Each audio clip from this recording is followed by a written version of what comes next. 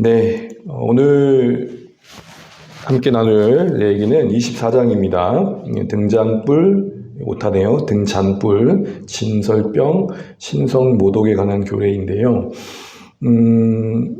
아마 한 4장 정도 남은 것 같아요. 그래서 내 얘기를 한 4주 정도 하면 마무리될 것 같고, 이후에는 당연히 이제 민수기라는 생각 드시잖아요. 근데 이제 민수기가 맨날 방황하는 이야기라 별로 은혜도 안 되는 것 같고, 그래서 고민을 좀 하고 있습니다. 그래서 신약에 조금 더 예수님 이야기를 좀 더 많이 생각할 수 있는 복음서를 조금 더 이렇게 이야기 중심으로 가면 어떨까 생각하고 있습니다. 그 다음 요정도 기도해 주시면 좋겠습니다. 한 장 한 장을 살핀다는 게 좀 여러분에게 좀 부담도 될 수 있는 부분이 있을 텐데, 또 언제 한번 우리가 말씀을 좀 집중해서 볼 수 있을까 싶은 생각도 해보면서 좀 즐기시면 좋겠다는 생각도 들고요. 저도 최대한 짧은 시간 안에 그러나 내용을 간과하지 않고 좀 선명하게 말씀 나누도록 노력하도록 하겠습니다. 우리 그런 의미에서 우리 앞뒤 옆에 있는 성도들에게 서로에게 또 힘이 되시면 좋겠습니다. 힘내십시오. 감사합니다. 고맙습니다. 네. 그런 경우가 있잖아요. 이제 강의를 듣다 보면 그 강사가 그 강의 주제를 준비하려고 이제 여러저런 텍스트나 자료를 볼 거 아니에요. 그래서 이제 그 강사가 그 강의를 준비하기 위해 5권의 책을 봤다. 그러면 이 강의는 5권을 보는 거잖아요. 네, 그런 의미에서 좀 이렇게 지식적인 측면도 분명히 있지만 또 귀하게 또 서로에게 또 유익이 되는 그런 시간 되면 좋겠습니다. 자, 오늘은 이걸 좀 염두하시면 좋겠습니다. 우리가 23장의 절기를 봤잖아요. 7대 절기. 그런데 오늘 내용은 그것과 좀 무관한 내용입니다.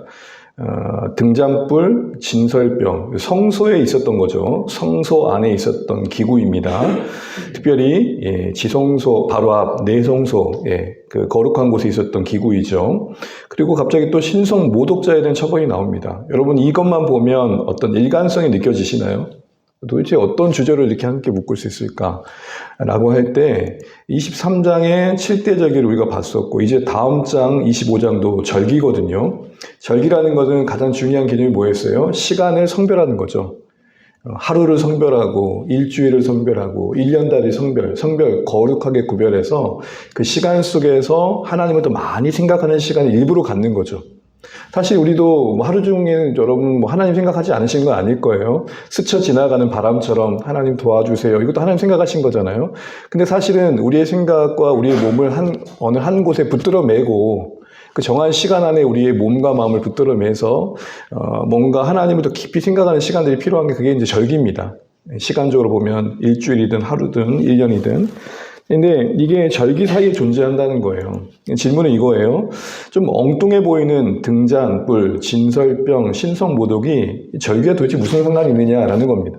여러분 레위기가 의외로 되게 구조가 되게 뭔가 메시지가 많아요. 그래서 레위기를 구조적으로 봐도 주시는 메시지가 참 큰데요. 우리는 지금 16장을 지나면서 앞에 16장 기점 앞에서는 하나님 앞에 나아가는 예배의 거룩을 얘기했다면 16장 이후 속죄일, 대속죄일 이후에는 일상에서 하나님과 동행하는 거룩을 보고 있잖아요. 그런 맥락에서 보게 되면 이런 해석이 가능합니다. 23장과 25장은 시간을 거룩하게 하는 거예요. 시간을 거룩하게 한다는 것은 어떤 특정한 시간을 통해 기억을 되새기고 하나님과 좀 더 깊은 시간을 보내는 건데요. 그런 시간의 기억 속에서 그냥 흘러갈 수 있는 우리의 일상이 다시 재의미가 부여되는 거죠. 근데 그런 시간의 성별이 어디까지 뻗쳐야 되느냐라고 할 때 그것은 성소로 상징되어진 어떤 특정한 공간과 그리고 어떤 신성모독, 공동체에서 해서는 안 되는 일을 한 그 관계 속에서의 잘못됨을 다루는 이 문제 속에서 우리 공동체의 관계 속에서도 실제가 돼야 된다는 겁니다. 정리하자면 시간의 성별, 내가 매일 기도하는 시간을 갖고 예배하는 시간을 갖고 무언가 하나님 앞에 머무는 시간들은 그 하나님 앞에서만의 시간이 아니라 하나님과 동행하는 시간으로 확장돼야 된다. 여러분 이렇게 기도하는 시간을 가지고 이걸로 끝나는 게 아니라 기도했던 내 그 하나님과의 만남의 시간이 내가 지금 함께 살아갈 사람 속의 관계 속에서 그리고 살아갈 공간 속에서 흘러가야 된다. 이런 그림을 오늘 이 24장이 담아내고 있다는 겁니다. 그래서 거룩을 얘기할 때 분명 시간, 절기의 성별도 중요하고 그것은 공간과 관계로 확장되어야 된다. 모든 영역에 하나님 중심의 삶을 살아가야 된다는 메시지의 구조가 이 안에 담겨 있다는 겁니다. 자, 그러면 이제 그럼 놔두고 있는 내용을 볼 텐데 일단 우리 옛 기억을 좀 더듬어 봐서 여러분 출애굽기의 성막에 대한 대부분의 이야기 많이 나오죠. 이런 그림을 여러분 기억하실 겁니다. 그래서 여러분 보실 때 좀 작아 보이네요. 오른쪽 번제단부터 언약궤까지가 이제 거룩해져가는 과정이죠. 거룩의 그 어떤 정도가 더 깊어져가는 과정이죠. 그래서 성막들에서부터 그리고 이제 문을 열고 들어가면 성소, 그리고 또 문을 열고 들어가면 휘장을 열고 들어가면 언약궤에는 지성소, 이렇게 세 부분으로 나누어집니다.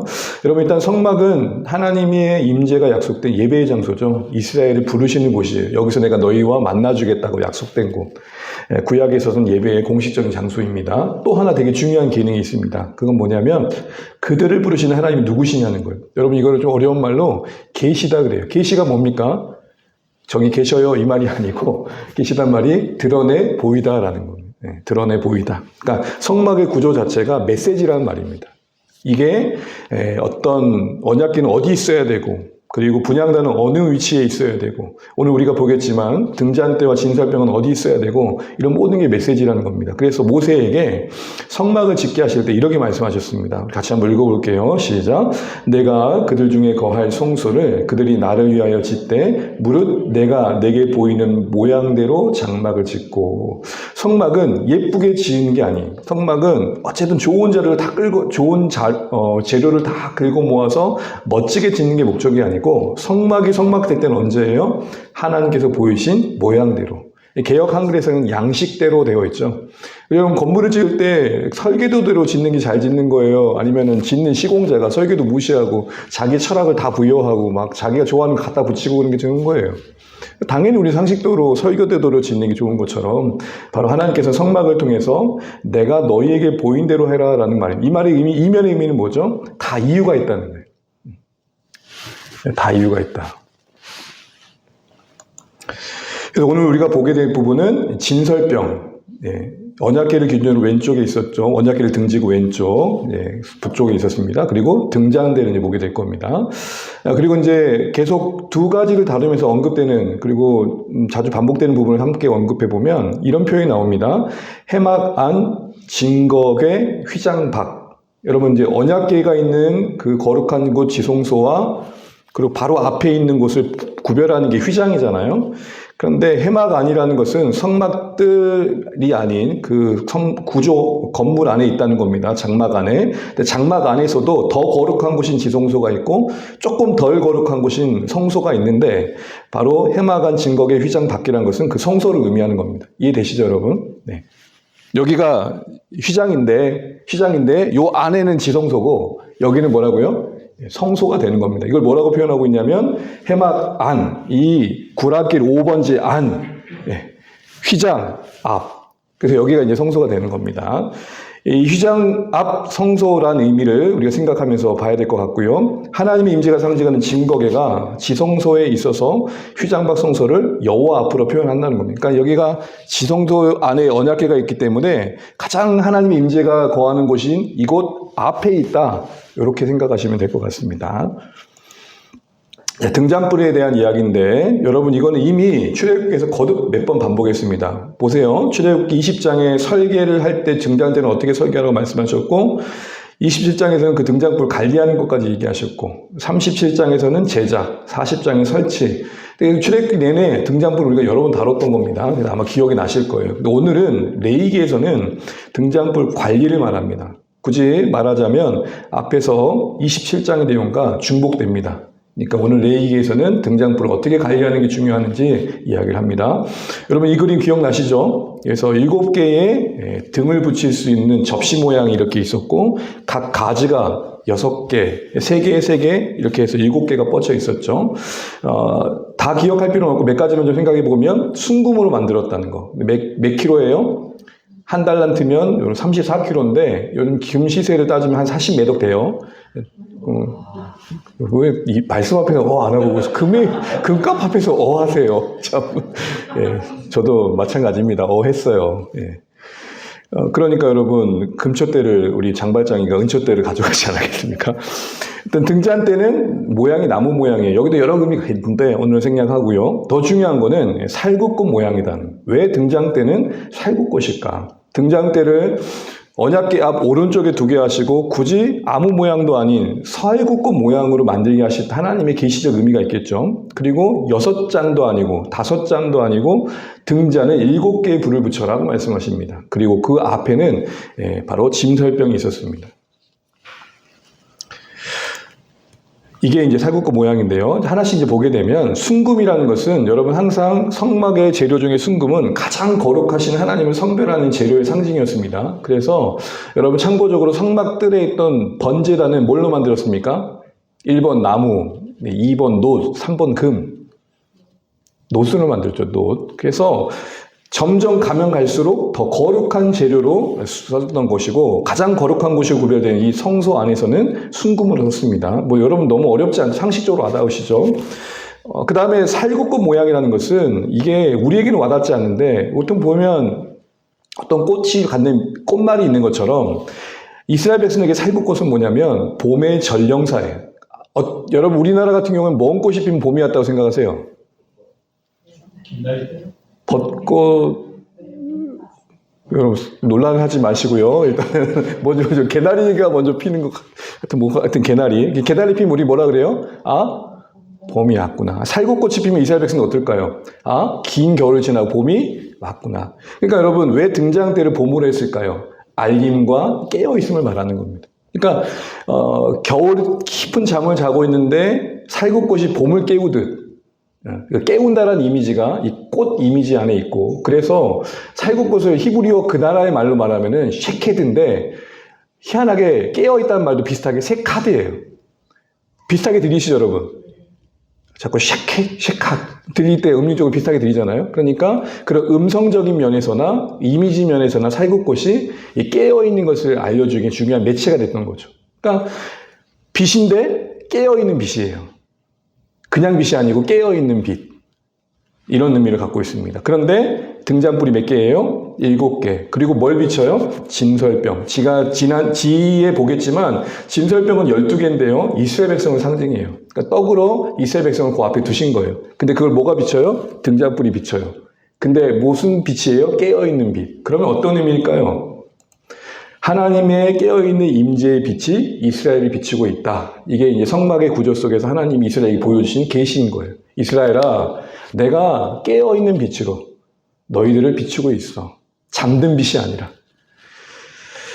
이런 의미를 담고 있는 이 메시지를 성소 내에서 이렇게 우리가 기억하도록 이런 걸 강조하십니다. 등잔불과 관련해서는 다른 것을 강조하신 게 아니라 그 불 꺼지지 않게 해라. 그러니까 깨어있는 빛을 말씀하시는 하나님을 담고 있는 등잔불이 그 의미를 제대로 드러내려면 꺼지면 안 된다는 거죠. 그래서 두 가지를 말씀하십니다. 계속해서 등잔불을 켜두어야 된다. 이렇게 말씀하시는 겁니다. 근데 이거는 이제 두 가지로 해석이 됩니다. 뭐든 상관은 없을 것 같아요. 하나는 저녁부터 아침까지 켜두는 걸 말하고 또 하나는 24시간 내내 켜두는 걸로 해석되기도 합니다. 어쨌든 간에 등불이 꺼지지 않는 것은 결국 그 불이 꺼지지 않도록 관리하는 자들 입장에서는 하나님 이런 분이시지를 기억하게 하는 것이죠. 그래서 이런 의미가 우리에게 와닿을 수 있으면 좋겠다 싶습니다. 하나는 등불이 꺼지지 않게 해라는 말씀에 이스라엘 백성들에게 기대하셨던 마음에 자리매김하기를 원했던 하나님에 대한 이해는 뭐냐면 졸지도 주무시도 않는 깨어있는 그 하나님의 임재, 그 백성을 그렇게 바라보시는 하나님을 신뢰하는 담대함을 말하는 것이고, 또 하나는 이 등불이 꺼지지 않음이 여러분 성경에 한 번 정도 더 언급된 곳이 있는데 그게 어디냐면 사무엘상이에요. 여러분 사무엘상 누가 등장하는 장면이죠? 1장에서 한나가 울고 2장에서 노래를 부르고 3장에서 그 낳은 사무엘이 하나님을 본격적으로 만나기 시작이 3장에서 이루어져요. 근데 그 3장의 서론은 뭐예요? 말씀이 희귀하여 이상이 없더라. 그러니까 하나님이 분명 계시는데 아무도 이스라엘 백성들 가운데 하나님을 만난 사람이 없을 만큼 침묵의 시대였어요. 그런데 정말 침묵의 시대냐 할 때 그렇지 않음을 말씀하실 때 뭐라고 말씀하시냐면 그러나 하나님의 등불은 꺼지지 않았다. 야, 저는 늘 그거 볼 때마다 암담한 시대를 바라보는 성도들의 시선이 어떠해야 되는지를 알게 돼요. 다 끝났어. 그렇게 보이는 시대 속에서도 등불을 끄지 않으시는 하나님. 무슨 말일까요? 너희들이 느끼기엔 세상이 사사시대와 같이 암흑으로 깊게 어둡지만 등불은 꺼지지 않았던 거 잊지 마라. 나는 여전히 이 어두운 시대에 빛을 비추고 싶어. 이렇게 말씀하시는 거죠. 그 등불을 끄지 않은 게 어떤 메시지예요? 바로 이 등잔불이 담고 있는 것처럼 하나님이 이스라엘은 소망을 포기하지 않았음을 말하는 거예요. 여러분 이제 이미지가 와닿으시죠? 그 깨어있는 빛으로 등잔불로 자신을 나타내신 하나님이 그 불이 꺼지지 않도록 관리하게 하셨을 때에 이스라엘에게 기대하셨던 두 가지의 어느 정도의 어떤 하나님에 대한 마음은 이런 마음이에요. 아 맞아. 하나님이 이렇게 깨어있는 시선으로 우리와 함께 하시지. 또 꺼지지 않는 불로 우리에게 소망을 지금 가지라고 말씀하고 계시지. 이걸 잊지 않으시면 좋겠습니다. 이를 위해서 해야 될 두 가지를 강조하는데 첫 번째는 아론은 항상 정리를 잘하래요. 등잔불 정리를. 앞서 말씀드린 것처럼 24시간 기준으로 본다면 저녁에는 켜고 아침에는 끄라는 말일 거고요. 맨종일 계속해서 성막을 펼쳐 있는 동안 계속 붙이라는 말들과는 불이 꺼질 수 있는 여러 요소들을 제거하는 거죠. 여러분 보통 촛불을 붙이면 촛농이 심지에 불러붙어가지고 심지가 더 불을 못 비칠 때가 있죠. 그러니까 그래서 그 심지에 붙어있는 이렇게 촛농을 떨어내야 되는 것처럼 불똥을 떨어내는 정리하는 역할들을 했다고 봅니다. 그러니까 어떤 시점이든 뭐 하루를 불을 켜든 매일을 켜든 그런 정리는 필요했던 거죠. 항상 정리란 말을 주목하셔야 됩니다. 항상 정리. 계속해서 불이 붙어 있으려면 이게 필요했던 거예요. 불의 상태를 규칙적으로 살펴야 될 거고 유지하는 데 방해되는 요소를 제거해야겠죠. 이를 위해서 가장 기본적인 자세는 뭐예요? 불 앞에 서야 했던 것처럼 하나님의 임재와 말씀의 빛이 우리에게 꺼지지 않도록 하기 위해선 말씀 앞에 우리를 세우는 노력이 오늘 이 등잔불을 관리하는 항상 정리로 적용될 수 있는 삶의 모습이고 이것이 우리에겐 지금의 등잔불은 필요 없지만 그 의미 안에 담아내신 하나님의 원하심을 우리 삶 가운데 실현할 수 있는 방법이 되겠다라는 겁니다. 아론이 등잔불을 항상 정리하여서 빛이 꺼지지 않게 했던 노력들은 우리 안에 말씀의 빛이 꺼지지 않도록 말씀 앞에 나를 두는 아주 중요한 실천으로 이어질 필요가 있겠다라는 것이죠. 그럴 때 우리는 앞서 이 등잔불로 자신의 빛 대신 깨어있는 빛으로 이스라엘에게 자신을 나타내신 하나님을 누릴 수 있는 삶을 살게 되겠다라는 겁니다. 하나님은 빛이신데 내가 빛이신 하나님 앞에 서지 않으면 내가 그 빛을 누릴 수 없다. 이렇게 정리가 될 것 같습니다. 두 번째는 이스라엘이 해야 될 일이 있었습니다. 이스라엘은 뭘 했어야 되냐? 아론 대제사장은 성소에 들어가가지고 그렇게 했어야 됐고 이스라엘은 그 불이 꺼지지 않기 위해 해야 될 게 있었습니다. 참 독특한 것은 이 등잔불의 관리의 책임이 제사장에게만 있지 않았다는 거예요. 교회 다음에 그 빛을 하나님께서 비치신 그 하나님이 교회 가운데 그 빛을 담아내시고 그 빛이 비추는 책임에 있어서 지도자 역할이 중요합니다. 그런데 온 성도들이 함께 해야 될 그 몫이 있다는 겁니다. 뭘 요구하셨습니까? 감람, 오늘로 말하면 올리브. 그 감람 열매를 찍어낸 순결한 기름을 가져오라고 합니다. 여러분, 순결한 기름을 가져오라고 하는데 그 과정을 명시하고 있는 겁니다. 순결한 기름, 정결한 기름, 가장 깨끗한 기름, 맑은 기름이 나오려면 어떤 과정을 겪어야 된다고요? 감람을 찍어내야 된다. 찍어낸다는 표현은 무슨 말이냐면 압력과 으깨짐을 말합니다. 여러분, 그 참기름 짤 때 막 이렇게 요즘 방앗간 같은 데 보면 이렇게 막 뭐 하더라? 하여튼 이렇게 압착 프레스 같은 걸로 이렇게 막 하잖아요. 네. 그 으깨짐 속에 뭐가 나와요? 기름이 나오는 거잖아요. 이런 그림을 그리시면 좋겠습니다. 왜 하나님께서 굳이 순결한 기름 앞에 감람을 찍어냄이라는 말을 했을까요? 그 맑은 채상품은 으깨질 때만 나온다. 여러분, 이게 되게 중요한 메시지예요. 으깨어질 때 깨끗한 기름이 나오고 그 깨끗한 기름이 그을림없는 빛을 낸다는 거예요. 이 기름은 구약의 면색에서는 여러분 건강하게 해석을 할 때는 성령으로 해석해도 무난합니다. 결국 이것은 여러분 우리가 그 이미지 속에서 우리 신자들 오늘 우리에게 적용해 볼 때 성령님이 우리 안에 그 온전한 하나님의 빛을 비추는 인생들로 만들어 가신다라는 거겠죠. 그래서 여러분 성령님을 꽃다는 보루처럼 여기는 게 아니라 진짜 내 안에 성령님을 의지하셔야 돼요. 그 성령님이 나에게 그 참된 빛을 비추는 인생들로 만드신다. 말씀이 말씀되게 하시고 말씀을 사람되게 하시고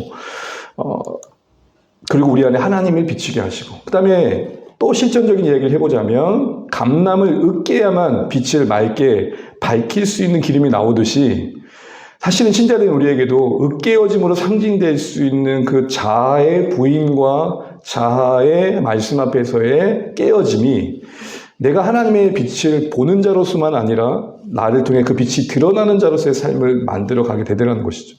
여러분 한번 상상을 한번 해보세요. 이스라엘 백성들이 성전에 그 등잔불을 비출 감람류를 구별하여 만들 때 어쨌든 가장 큰 힘으로 으깨어서 그 기름을 만들어 성전에 바쳤겠죠.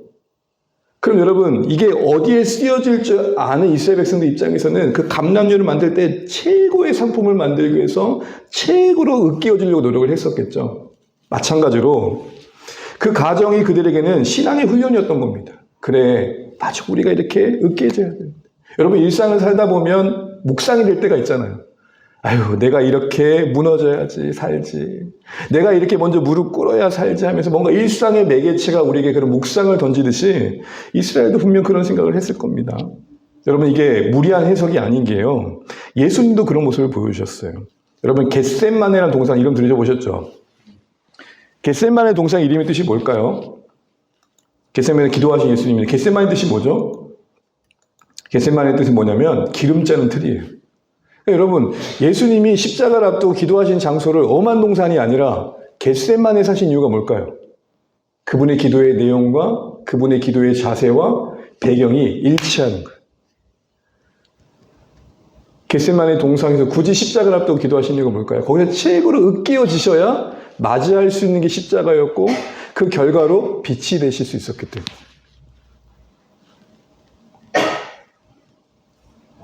겟세마네 기름 짜는 틀 안에서 고뇌의 기도를 드리셨죠.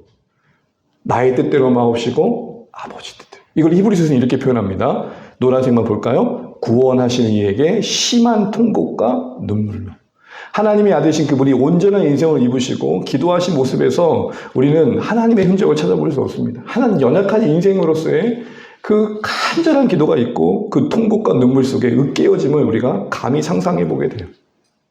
십자가를 앞두고 겟세마네라는 기름 짜는 틀에서 기름 짜는 심령으로 자신을 으깨어 하나님 뜻에 합당한 순전한 기름을 내기 위해서 으깨는 기도를 드리셔 십자가를 맞이하시고 그게 빛이 되었듯이 우리의 인생에도 겟세마네가 필요하다. 이게 오늘 감람류를 찍어 순결한 기름을 내는 그래서 맑은 그림이 없는 빛을 내는 그 일련의 과정 속에 남아내신 메시지가 우리 안에 드러나는 모습이겠죠. 여러분 겟세마네 떠올릴 때마다 이 기름 짜는 틀 거기서 으깨어져 순전한 기름을 내셔서 온전한 구원의 빛을 만드신 세상의 빛이 되신 예수님을 떠올리시고 이것이 오늘 구약의 등잔불에 순결한 기름을 태워드리는 과정에 이스라엘 백성들이 그 기름을 준비해야 됐었다는 측면에서 여러분 함께 연결된 메시지를 생각해 보시면 좋겠습니다. 이럴 수 있었잖아요. 그냥 감람 열매만 제사장들에게 바치고 제사장이 그냥 그거 가운데 좋은 거 선별해가지고 제사장들이 으깰 수 있었는데 왜 굳이 이스라엘이 으깨어서 제사장에게 드렸겠냐고요. 그런 면에서 우리는 다시 한번 하나님께서 온 이스라엘 백성들이 어떤 심정으로 하나님 앞에 그 등잔불의 빛을 비추고 그 빛이 말하는 삶을 살기를 원하셨는지를 생각해 보게 되는 것이죠. 두 번째는요, 진설병상입니다. 진설병상, 진설병을 두는 상을 말하는데 이건 말씀하신 것처럼 출애굽기 25장, 37장, 40장에 나오고 레위기에서는 관리를 말합니다. 관리, 어떻게 관리할 거냐, 어떻게 그 떡을 만들 거냐. 일단 이런 모양이고요. 이런 모양이고 이동식 밥상 모양이고 보시는 것처럼 사면에 이렇게 뾰족뾰족 올라오고 있잖아요. 한 손바닥에 한 뼘 정도의 턱을 이렇게 사방에 둘러 있고요. 닿으면 안 되니까 연결고리에 이제 움직이도록 되어 있습니다. 진설병은 뭐냐? 말 그대로 한자어 그대로 얼굴 앞에 놓인 떡이에요. 얼굴 앞에 놓인 떡. 그러니까 언약궤를 기점으로 오른쪽에는 지금 빛이 비치고 있고 그 왼쪽에는 얼굴 앞에 놓인 떡이라는 진설병이 놓여 있는데 하나님의 임재 앞에 놓인 떡이라는 거죠. 결국에는 그 떡과 하나님과의 뭔가 관계를 설명하는 상징물인 것입니다. 그래서 우리는 진설병으로 상징되는 하나님과 그 백성 사이의 관계에 대한 의미를 어떻게 말씀하고 계신지 그 지침을 통해서 생각해 보게 되는 것이죠. 자, 첫 번째는 고운 가루 10분의 2 에바 4.4리터로. 떡 한 덩어리가 엄청 큰 거예요.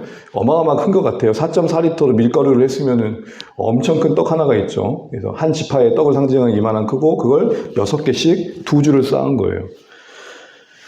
12개 떡이라는 것은 분명 의미가 있겠죠. 10개도 아니고 12개라는 건 사실 아는 것처럼 12지파를 말합니다. 그러니까 12개 떡을 놓고 이건 이스라엘이야 라는 상징인 거죠.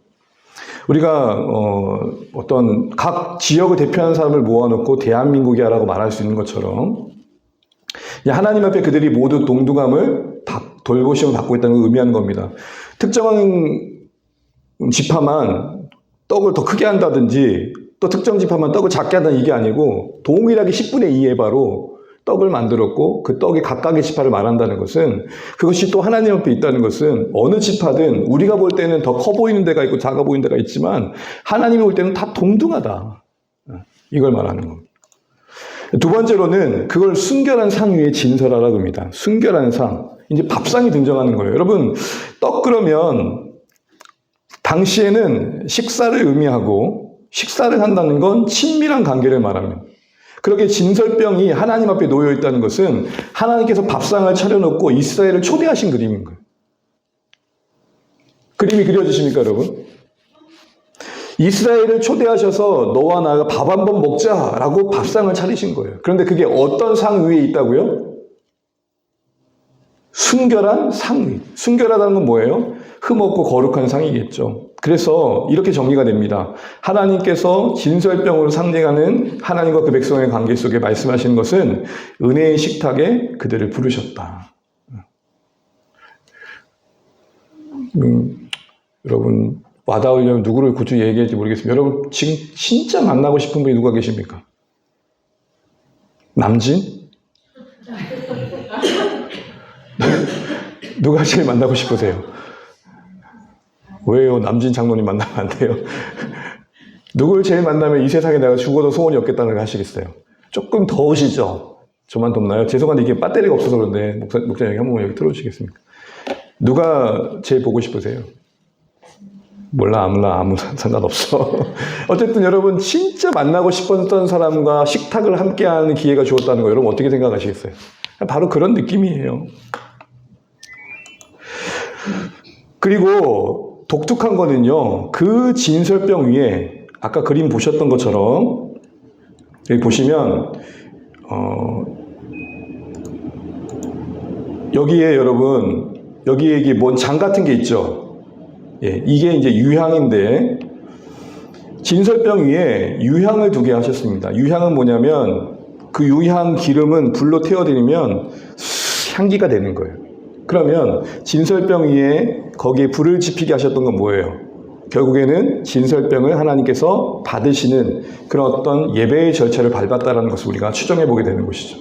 진설병만 둘러놓은 게 아니라 거기 위에 진설병 위에 유향을 두신 것은 떡으로 상징되는 이스라엘이 어떻게 해야 되는지를 보여주신 겁니다. 그리고 한번 떡을 만들고 그대로 계속 두는 게 아니라 매주 교체. 이것은 하나님께서 끊임없이 공급해 주신 분으로 자신을 소개하시는 겁니다. 그리고 진설병에 내어 물린 새로운 떡을 놓으면 물리는 떡이 있잖아요. 그거는 아무나 못 먹고 제사장들이 성별하게 먹게 하셔서 그 떡이 상징하는 바의 그 고귀한 가치를 지키게 하셨습니다. 우리가 보통 성찬식 때도 성별되어졌다 말하는 떡은 그 자체로는 별거 아닌 거지만 그 예식 가운데 드렸던 떡의 의미로 우리가 귀하게 다루는 것처럼 그렇게 보는 것이죠. 자, 이제 세 번째 이야기, 신성 모독죄를 범한 이야기가 나오는데 짧게 지나가겠습니다. 우리 말씀 읽어볼게요. 아버지는 애굽 사람인 어떤 사람이 그 이스라엘 여인의 아들이 여호와의 이름을 모독하며 저주함으로 무리가 끌고 모세에게로 가니라. 그의 어머니의 이름은 슬로미시오 단지파 디브라의 딸이었더라. 이것만 보면 아빠가 애굽인, 엄마는 이스라엘, 혼혈 가정, 다문화 가정을 보게 되는 거죠. 그 사람이 뭔가 신앙교육이 제대로 안 돼가지고 뭔가 문제를 일으켰다고 볼 수 있는 부분이 있는 거죠. 그래서 이렇게 많이 해석해요. 결혼을 하려면 믿는 사람과 결혼을 해야 된다. 근데 여러분 그렇게 볼 수 없는 면이 더 크다라는 것도 생각해 보게 돼요. 그게 여기에 담겨 있지 않다라는 거를 말하는 겁니다. 거기에 초점이 있지 않다는 겁니다. 보시면 이 이야기는 이야기인데 레위기에는 여러분 읽어보시면 알겠지만 딱 두 가지 이야기가 나와요. 두 가지 이야기. 이렇게 해야 된다는 명령과 법만 나오다가 웬 이야기? 이런 이야기가 10장에 한번 나오고 또 가다가 매일 명령만 나오다가 또 웬 이야기 하는 게 오늘 여기 나오는 거예요. 근데 동점점이 있어요. 공통점은 다 신성 모독이에요. 10장에서 나답과 아비후는 하나님이 명하시지 않은 불을 들임으로 하나님을 욕되게 하죠. 신성 모독. 제사장으로서 하나님을 욕되게 하는 내용입니다. 그리고 하나님 거기서 불로 심판하신 거 기억나시죠, 여러분? 그래서 여러분 아론이 정말 괴로워하잖아요, 거기서. 그러나 그 상황을 또 받아들이죠. 24장에서는 이름은 안 나오지만 어떤 출신 배경이 애굽인으로 소개되고 있는 어떻게 보면 혈통상 경계인인 거죠. 이스라엘에 속할 수 없고 애굽에도 속할 수 없는 어떤 경계에 속한 사람, 이런 사람이 신성 모독으로 돌 던짐마다 심판받게 됩니다. 이런 주문엄한 심판을 면하지 않는 이야기가 나와요. 그러면 이것을 이렇게 이야기하고 있는 이유는 뭐냐면 많은 학자들이 또 많은 성경 주석가들이 이걸 어떻게 해석하냐면 16장을 기점으로 20장과 20장은 둘러싸고 있고 결국은 하나님을 모독하는 것에 대한 공통된 주제 안에 묶여서 그 대상 자체의 범위를 말하고 있다는 거예요. 무슨 말이냐면 빈부라고 할 때 최고 부자와 최고 가난한 자들만 얘기하는 게 아니라 요 사이에 있는 중상층도 포함됩니까? 안 됩니까? 포함되는 것처럼 제사장, 당시에는 이스라엘의 영적 국가라는 측면에서 가장 존귀한 자로 알려진 제사장부터 혈통상 경계에 있는 어떻게 보면 사람들에게 가까이 할 수 없는 어떤 경계선에 있는 사람까지, 그러면 이 두 사람만 얘기하는 게 아니라 이 두 부류와 있는 모두가 하나님을 모독한 데서의 엄한 심판은 면하지 못한다, 이렇게 이야기하고 있는 거예요. 그래서 양극의 신분을 비극적 에피소드로 제시함으로써 제사장과 이스라엘 백성 모두가 하나님 앞에 불경한 죄를 지을 때 심판을 면치 못한다, 이런 의도로 담겨 있다는 겁니다.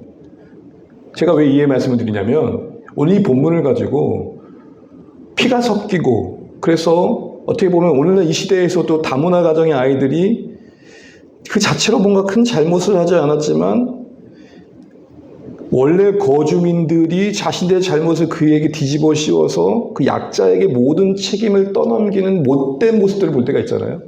네. 근데 그럴 때 이게 근거로 되는 거예요. 봐라, 성경에도 피가 반반 섞인 애굽인과 이스라엘의 혼혈이니 문제 일으키지 않았냐. 말이 안 되는 것 같은데 그렇게 말하는 사람들이 계셔요. 그렇게 볼 게 아니라는 거예요. 레위기는 구조적으로 그 구조 구성이 탄탄하고 이미 20장과 24장은 묶여서 하나님을 불경하게 대하는 데 있어서 그 누구도 예외 없이 심판을 면하지 못한다는 메시지로 이해해야 되지, 특정한 이야기로 이 이야기만 달랑 가져와가지고 할 건 아니라는 겁니다. 오히려 애굽 사람과 이스라엘 백성의 결혼이 허용되었다라고도 보여주고 있는 것이죠. 그러니까 혈통의 문제 삼아서 심판받고 있는 게 아니라 그의 언행이 하나님을 합당하게 대하지 않았다는 것 때문에 심판받았다는 것을 헷갈리면 안 되는데, 우리 항상 이야기를 할 때 일부의 사실과 덧붙여진 조작된 이야기 속에서 헷갈릴 때가 있잖아요. 그러니까 분별을 하고 이 본문을 보자, 이 말씀 드리는 겁니다. 간단하게 정리하자면 그 어떤 사람이 하나님의 이름을 모독합니다. 모독했다는 건 단순히 욕을 했다는 게 아니고요, 하나님의 그 존재와 권위를 부정했다는 겁니다. 백성이 그를 모세에게 끌고 와가지고 여호와께 묻고 그 사람을 어떻게 할지 기다립니다. 하나님은 엄하게 돌로 심판할 것을 말씀하십니다. 이후에 이것만 말씀하신 게 아니라 여러분 몇 번 언급했던 건데 동해복수법, 상처엔 상처, 눈에는 눈, 이에는 이, 많이 들어보셨죠? 이것은 개인의 어떤 보복을 정당한 게 아니에요. 누가 내 눈을 뜨면 저 눈엔 눈이라 그랬다 하면서 내가 눈, 근데 사실 우리 이렇게 안 끝나잖아요. 애들을 보니까 언니가 동생 한번 쳐요. 엄마 아빠 못 보는 데서. 근데 동생이 언니를 쳐요. 우리 뭐만 봐요? 동생이 언니 치고 너 왜 그래? 언니가 나 먼저 때렸어. 그리고 돈 안 볼 때 또 어때요? 팍! 끝나요, 안 끝나요? 이게 동해보복, 그래서 생긴 거예요. 네가 맞았니? 그럼 한 대 때리면 그걸로 끝내. 계속 주고받는 거죠. 근데 여러분, 솔직히 여러분 한 대 맞으면 그 상대방에게 한 대만 때리고 싶어요? 네 오늘 잘 됐다 이러고 싶어요? 사실은 내가 한 대 맞으면 한 대 맞고 끝나지 않잖아요. 내가 오늘 이런 날을 기다렸어.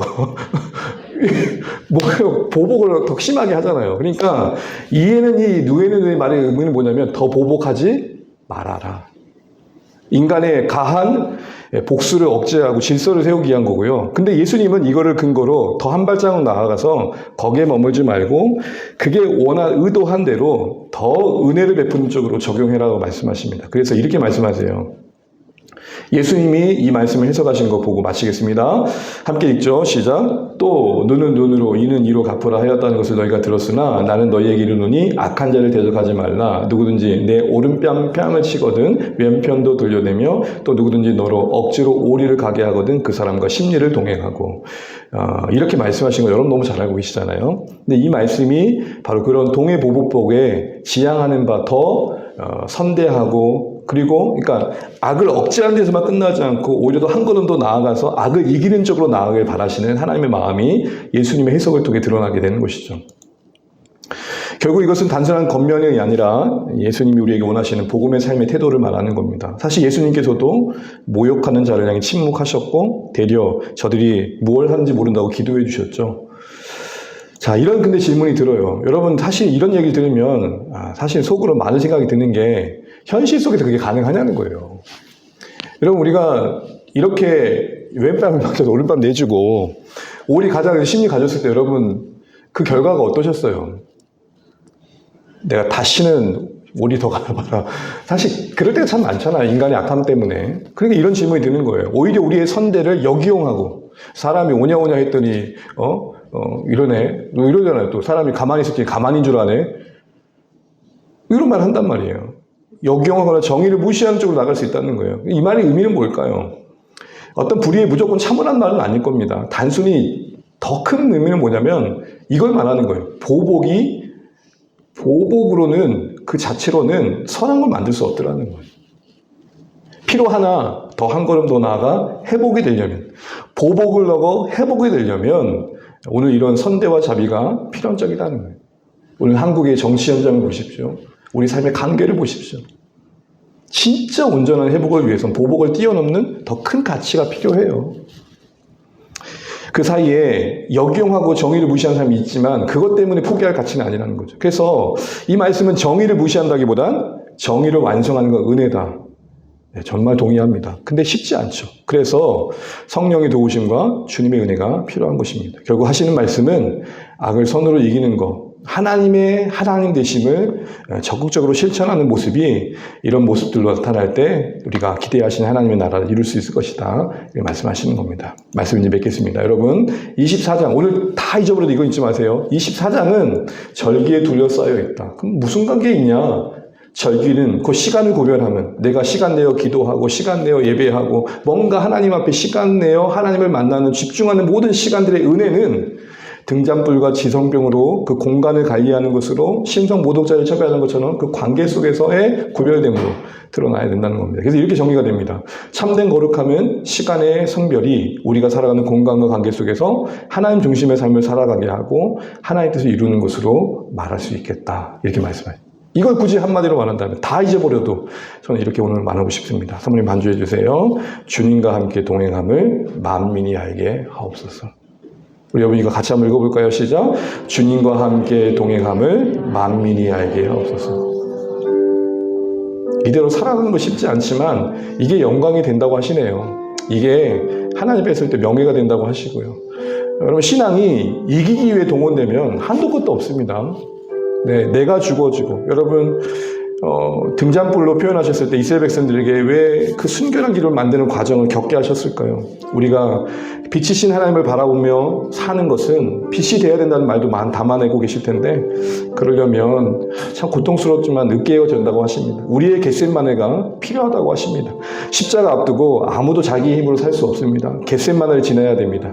그것이 오늘 주님과 함께 동행함을 만민이 알게 하시는 삶의 방법이실 겁니다. 오늘 절기에 둘러싸인 24장을 통해서 하나님께서 말씀하시는 바를 우리가 깊이 깨닫고 원하시는 삶의 방식에 순종하는 마음 고백하시면 좋겠습니다. 우리 잠시 한 2, 3분만 기도하겠습니다.